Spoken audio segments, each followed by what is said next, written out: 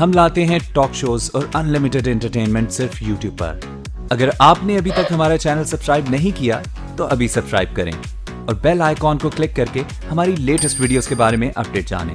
Subscribe کیجئے اور ہم آپ کو لیے چلیں گے آپ کی فیورٹ ویڈیو کی طرف۔ امریکہ اور نائجیریا میں پائے جانے والے نیل فیور وائرس سے ملتے جلتے وائرس کی لپیٹ میں آ کر ٹنڈولیار کے ہلاک ہونے والے 6 بچوں کے ورثاء میں ڈپٹی کمشنر کی جانب سے امدادی رقم کی تقسیم۔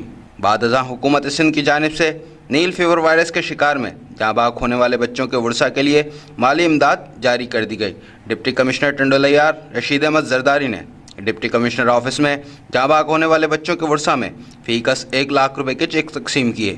دوسری جانب ڈپٹی کمشنر رشید احمد زرداری نے میڈیا سے بات چیت کرتے ہوئے کہا کہ نیل فیور وائرس امریکہ اور نائجیریا کے ممالک میں پایا گیا تھا، جو کہ ٹنڈولیار کے گاؤں مرید خان لون میں بھی نیل فیور وائرس جیسا ملتا جلتا پایا گیا، جس کے باعث ہلاکتیں ہوئیں۔